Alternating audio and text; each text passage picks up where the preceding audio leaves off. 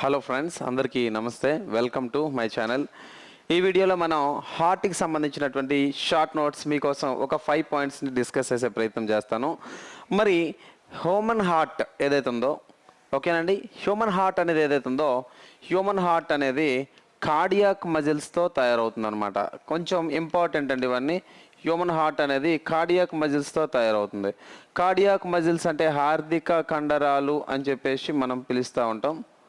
హార్దిక కండరాలు అని చెప్పేసి మనం పిలుస్తూ ఉంటాం. మరి హార్దిక కండరాల యొక్క లక్షణాలు ఏంటంటే నిర్మాణాత్మకంగా, స్ట్రక్చరల్లీ ఇవి నియంత్రిత కండరాలతో తయారవుతాయి. క్రియాత్మకంగా అనియంత్రితంగా పనిచేస్తూ ఉంటాయి. ఓకేనండి, క్రియాత్మకంగా అయితే కనుక అనియంత్రిత కండరాలతో తయారైనట్టుగా మనం చెప్తూ ఉంటాం. అంటే స్ట్రక్చరల్గా అయితే వాలంటరీ అని చెప్పేసి మనం పిలవడం జరుగుతుంది. ఫంక్షనల్లీ అయితే ఇన్వాలంటరీ. అంటే స్ట్రక్చరల్లీ అంటే ఏంది? స్ట్రక్చరల్లీ అంటే నియంత్రిత. హృదయం అనేది కొంత సైజు వరకే పెరుగుతుంది, నియంత్రిత కండరాలు. అలా కాకుండా హృదయం అనేది కంటిన్యూస్గా పనిచేయాలి, అనియంత్రితంగా పనిచేయాలి, అందుకే అనియంత్రిత కండరాలు అంటారు. ఈ రెండు రకాల లక్షణాలు కలిగినటువంటి మజిల్ ఏదైతే ఉందో దాన్నే మనం హార్దిక కండరాలు అని చెప్పేసి మనం పిలవడం జరుగుతుంది. ఏమని పిలుస్తామండి? హార్దిక కండరాలు. దాన్నే మనం కార్డియాక్ మజిల్స్ అని చెప్పేసి మనం పిలవడం జరుగుతూ ఉంటుంది. ఏమని పిలుస్తాము? కార్డియాక్ మజిల్స్ అంటాం. అదేవిధంగా study of heart and it's diseases తీసుకుంటే కార్డియాలజీ. ఓకేనా? Study of heart and it's diseases తీసుకుంటే హృదయము మరియు హృదయ సంబంధిత వ్యాధుల గురించి అధ్యయనం చేస్తే కార్డియాలజీ. రక్తనాళాల గురించి అధ్యయనం చేస్తే యాంజియాలజీ అని చెప్పేసి అంటాం. మరి ఇక్కడ కండరాల గురించి మాట్లాడాం కాబట్టి కండరాల గురించి అధ్యయనం చేస్తే మయాలజీ అంటారు. మరి ఇలాంటి కండరాల కదలికలు చూపిస్తూ ఉంటాయి కాబట్టి కండరాల యొక్క కదలికలు తీసుకుంటే కైనేషియాలజీ అని చెప్పేసి మనం పిలవడం జరుగుతూ ఉంది. ఓకేనండి, కైనేషియాలజీ అంటారు. ఓకేనా?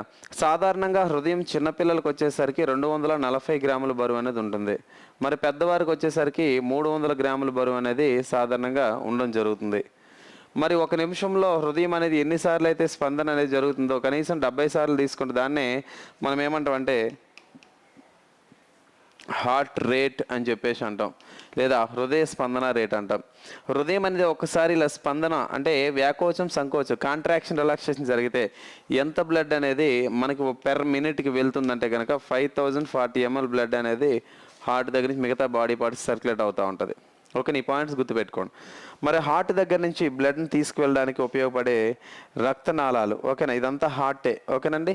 సో హార్ట్ దగ్గర నుంచి రక్తం తీసుకువెళ్ళడానికి హార్ట్ దగ్గర నుంచి రక్తం తీసుకువెళ్ళడానికి ఉపయోగపడే రక్తనాళాలు లేదా బ్లడ్ వెజల్స్ ఏవంటే ధమనులు అంటాం. వాటిని మనం ఆర్టరీ అని చెప్పేసి అంటాం. ఓకేనా? ఆర్టరీలో అతిపెద్ద ఆర్టరీ ఏదంటే మేజర్ ఆర్టరీ. ధమనిలో అతిపెద్ద ఏదంటే మహాధమని అంటాం. ఓకేనా? మేజర్ ఆర్టరీ, లేదా దీనికి ఇంకో పేరు అయోర్టా అని చెప్పేసి మనం అంటాం. ఓకేనా? మరి హృదయంలో ఉన్నటువంటి గదుల సంఖ్య 4. పైన ఉన్నటువంటి 2 గదులను మనం కర్ణికలు అని చెప్పేసి మనం పిలుస్తాం. వీటిని ఇంగ్లీష్లో ఆరికల్స్ అని చెప్పేసి మనం చెప్పడం జరుగుతుంది. మరి హృదయంలో కింద ఉన్నటువంటి 2 గదులు ఏవైతే ఉన్నాయో వాటిని వెంట్రికల్స్ అని చెప్పేసి మనం పిలుస్తాం. వాటిని మనం జఠరికలు అని చెప్పేసి మనం పిలవచ్చు. ఏమని పిలవచ్చు అండి? జఠరికలు. ఆరికల్స్ అనేవి ఏవైతే ఉన్నాయో రక్తాన్ని తీసుకుంటాయి కాబట్టి స్వీకరణ గదులు అని చెప్పేసి మనం పిలుస్తూ ఉంటాం, లేదా వీటిని రిసీవింగ్ ఛాంబర్స్ అని చెప్పేసి మనం పిలుస్తాం. రక్తం పంపించే గదులను ఏవంటే జఠరికలు కాబట్టి పంపిణీ చేసే గదులు, లేదా వీటిని పంపింగ్ ఛాంబర్స్ అని చెప్పేసి మనం చెప్తూ ఉంటాం. మోస్ట్ ఇంపార్టెంట్ బిట్ చెప్తా చూడండి. హృదయంలో 4 గదులు ఉంటాయి. హృదయంలో 4 గదులు ఉంటాయి. ఇలా మనం ఒక బాక్స్తో రిప్రజెంట్ చేస్తాం చూడండి. హృదయంలో 4 గదులు ఉంటాయి. 4 గదులలో ఇది వచ్చేసరికి ఎడమ కర్ణిక, ఇది కుడి కర్ణిక. ఎడమ కర్ణిక అనేది గుర్తుపెట్టుకోండి, ఎడమ కర్ణిక, కుడి కర్ణికనం. ఇక్కడ ఎడమ కర్ణిక అనేది కుడి కర్ణిక అనేది చిన్నదిగా ఉంటుంది, అంటే ఇది పెద్దదిగా ఉంటుంది. ఓకేనా? కుడి కర్ణిక అనేది పెద్దదిగా ఉంటుంది, గుర్తుపెట్టుకోండి. కుడి కర్ణిక అనేది పెద్దదిగా ఉంటుంది. మరి కుడి జఠరిక, ఎడమ జఠరిక, రైట్ వెంట్రికల్, లెఫ్ట్ వెంట్రికల్. ఇది right auricle, right auricle is larger than that of the left auricle because it has to take more blood from the different body parts. శరీర భాగాల నుంచి ఎక్కువ బ్లడ్ని తీసుకోవాలి కాబట్టి ఇది ఎక్కువ విస్తీర్ణంలో ఉంటుంది.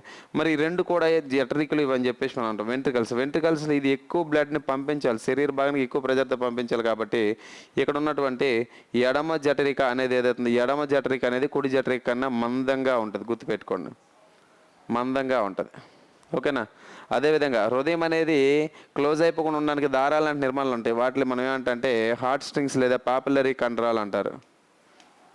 ఓకేనా, పాపులరీ కండరాలు అని చెప్పేసి మనం పిలుస్తూ ఉంటాం. లాస్ట్ ఇంపార్టెంట్, హృదయం దగ్గర నుంచి చెడు రక్తాన్ని ఊపిరితిత్తులు తీసుకువెళ్ళే ధమని ఏదంటే పుప్పుస ధమని.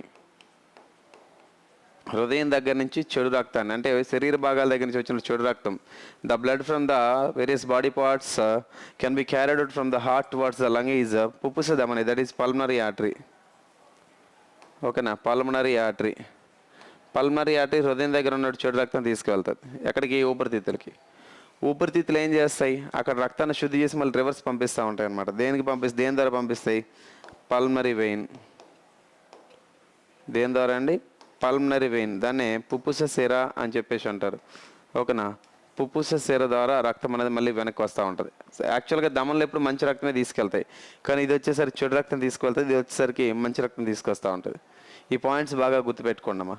ఓకేనా, right. Thanks for watching this video. Thank you very much. ఇది హ్యూమన్ హార్ట్కి సంబంధించినటువంటి short notes. Right, thank you.